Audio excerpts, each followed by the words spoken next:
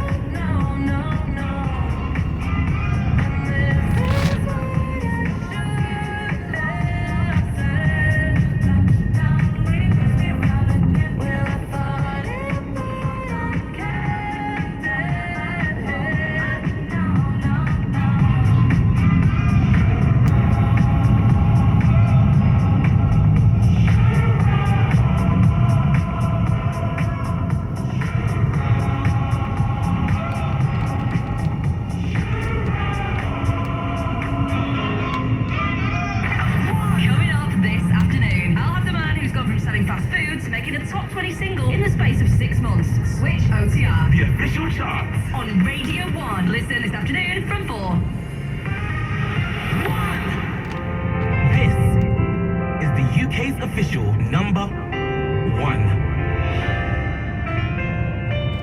There ain't no gold in this river that I've been washing my hands in forever. I know there is hope in these waters, but I can't. On form, that was beautiful, says Dee. Mike in Walthamstow sent a lovely message in as well. Me and my brother went to see Elbow touring Asleep in the Back.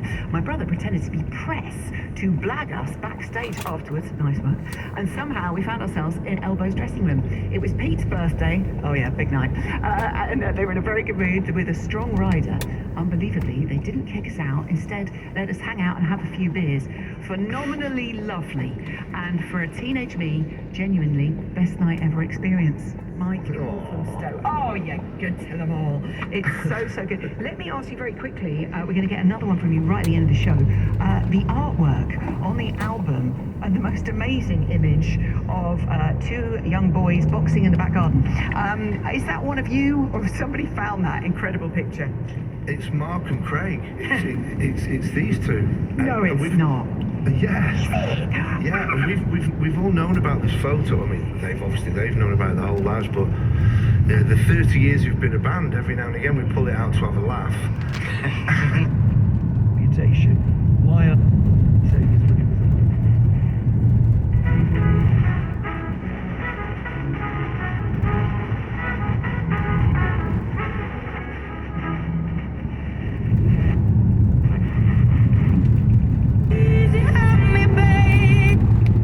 single, 6 words from the album is out now. You can buy it now. The new album, Flying Dream 1, is out next Friday. Tim Burgess, another dear friend, is doing a listening party. But, you know, it helps. William Goody, Chair of the Democracy Works Foundation in South Africa. Thank you for joining us. It's 5 to 9. Act for our children and our children's children. The negotiators were told by the Queen as they gathered here in Glasgow, and the Greta Thunberg generation has been represented and vocal here. Their effect on the debate noted and celebrated. And what's also true around the world, true in the U.S., true in all the countries represented here, is that the most important energy in this movement is coming from young people. It's not about some expensive, politically correct green ad, bunny hugging, or blah blah blah. Build back better, blah blah blah. Green economy, blah blah blah. Net zero by 2050, blah. Short-term politics.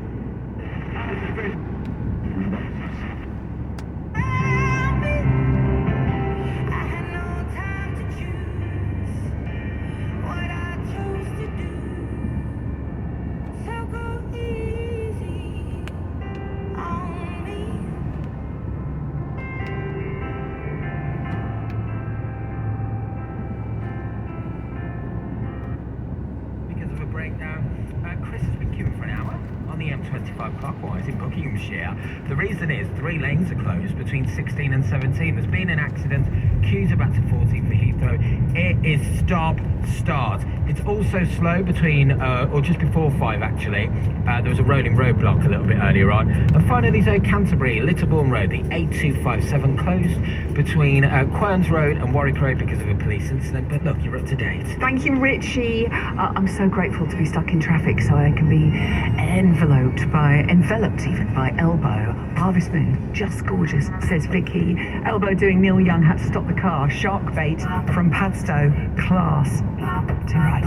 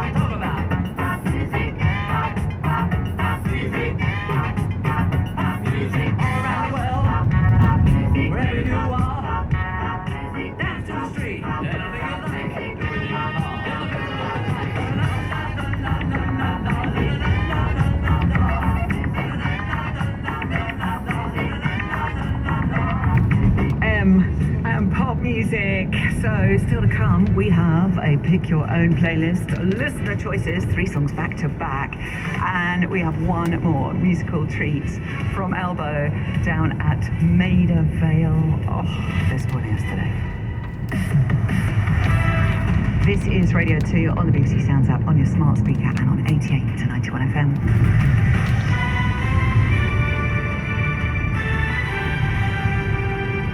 BBC News at 9 o'clock. This is Claire Ronacres. The president of the Glasgow Climate Summit, Alok Sharma, has published another version of a draft agreement for global action on climate change. It's the final scheduled day of talks, and around 200 countries are trying to reach a deal about their emission pledges and financial help for developing nations. The economist and climate change expert Lord Stern says the new COP26 draft is an improvement, but won't be enough to limit temperature rises to the target of 1.5 Celsius. I think it goes beyond where I thought it might be a few days ago when we saw the one before. I think this new text is stronger, greater sense of urgency, looking at all forms of finance and the importance of getting it in place next year when we have to both deliver on the 100 billion and put in place something which is much bigger and better. More talks are taking place in London on post-Brexit trade arrangements for Northern Ireland. The UK negotiator Lord Frost is meeting Maroš Šefčovič from the European Commission. Last month, the EU proposed changes to remove 80% of checks on goods arriving in Northern Ireland from Great Britain. The Irish Minister for European Affairs, Thomas Byrne, says the UK government's threat to suspend the protocol could have grave consequences. There's a serious danger of complete instability in Northern Ireland. Both governments, and including the European Union and the United States, have worked for the last few decades together to ensure stability, to ensure peace, to guarantee the Good Friday Agreement. We now have a division, it seems, because of threats by the British government to, what they say, is to suspend the protocol under Article 16. The number of migrants arriving in the UK in small boats from France has hit a new peak for a single day. Around 1,000 crossed the Channel yesterday. The French Coast Guard says 3 migrants are missing after trying to reach the UK in kayaks. A senior representative of one of Prince Charles's charities has resigned over a Cash for Honours inquiry. Michael Fawcett, who was chief executive of the Prince's Foundation, was accused of offering to help secure a knighthood and British citizenship for a Saudi billionaire. Our royal correspondent Johnny Diamond is following developments. It's not just the Prince's Foundation that is severing its relationship with Michael Fawcett. It's also Clarence House, the office and residence of the Prince himself, that is severing its contract with Michael Fawcett's private events organising company. And this really seals the deal and puts Michael Fawcett on the outside for the first time in a very long time. Twice he has come back from resignations. And a painting by Vincent van Gogh, seized by the Nazis during the Second World War, has sold at auction for nearly £27 million. Meule de Bleu was painted in France in 1888 and depicts a haystack in Arles. It's the most ever paid for a watercolour by the Dutch artist. The weather, a breezy and largely cloudy day for much of the UK with outbreaks of rain. Generally drier in the south with lighter showers. BBC News, it's 9:03. Thank you very much, Claire. That was Claire with the news. Here's Mike on sport.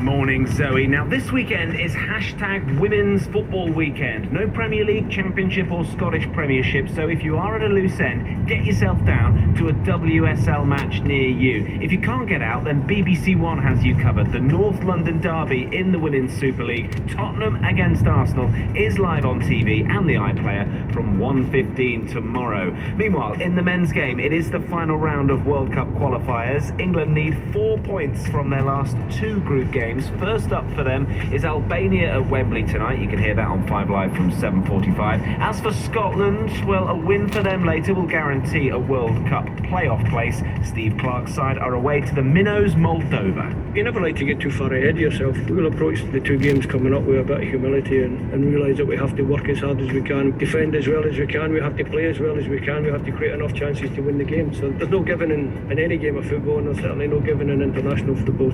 As for Wales, they need a win against Belarus tomorrow to keep up their hopes of automatic qualification. Northern Ireland, who can't qualify, play Lithuania. Meanwhile, in F1 this weekend, Lewis Hamilton has it all to do in Brazil. Verstappen gets his redemption today as he takes the win in Mexico City and moves clear of Lewis Hamilton at the top of the championship with just 4 races to go. It's starting to look very, very good for the Red Bull driver. Yes! What a race. Oh, that was great, guys.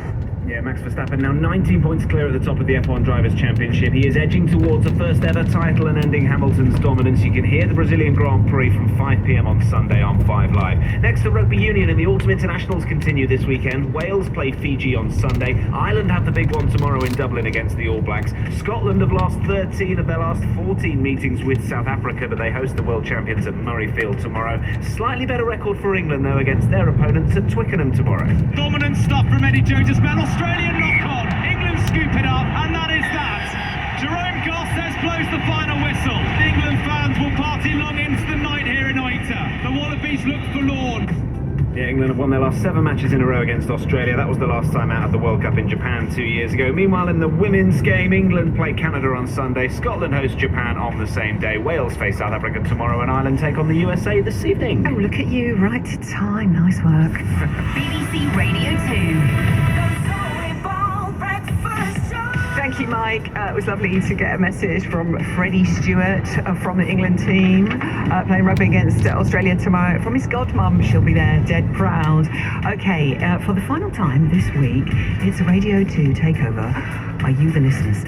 It's Pick Your Own Playlist. Our pop picker this morning is Maxine Sennett from Tiverdale in the Black Country, just down the road from our Richie. Her playlist includes memories of her first gig, her inner rock chick, and 90s raves where she met the love of her life. Hubby, Anthony, both of you, enjoy.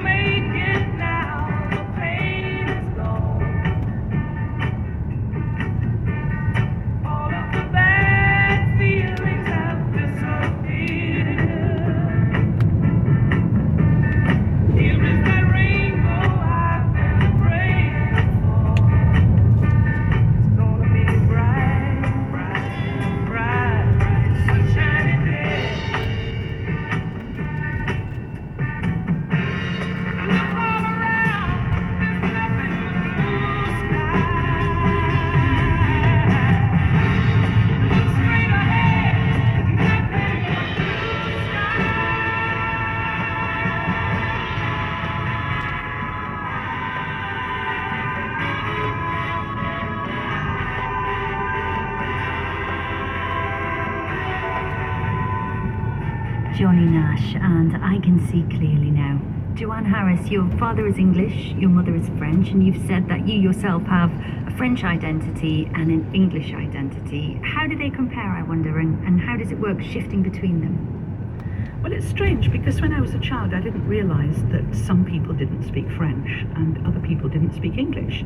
Later, I realised that I was a slightly different person when I was in France, when I was with my French family. I think I was more outgoing then, and I was more concerned with cooking. Nowadays, I tend to tell people that my French side cooks and my English side writes stories, and I think that's pretty accurate, actually. So French was your first language when you were small, I think. Did that set you apart from your classmates when you started school? The fact that perhaps your mum would be speaking to you in French at the school gates? My mother remembers speaking to me in French as she wanted to pick me up from school, and the other mothers waiting by the gate, drawing away, as if there was something that they could catch. I mean, obviously this was Barnsley in the 60s, it was slightly different then. But it did feel as if I was very foreign. Of course, I didn't actually speak very good English when I got to school. I picked it up very fast. But I was that little foreign girl for quite a long time. So that sense of otherness was planted early on? Oh yes, I think I was quite odd. There were lots of odd things about me. It wasn't just the fact that I was French, although I'm sure that was the main part of it. I think I was just generally quite an odd child. I was introspective, I was very imaginative, and I expected people to understand what I was talking about when I said, let's play at this game, let's do that. I expected them to share in what I was imagining, and I think probably they didn't, and they thought that I was peculiar. Outsiders often feature in your stories, don't they, and the power that they have to disrupt. Do you feel a kinship with them? Being both French and English, it meant that everywhere I went, I was at least 50% foreign. And an outsider's perspective is not quite the same as an insider's perspective. And so I think I was able to observe groups of people interacting in a different way.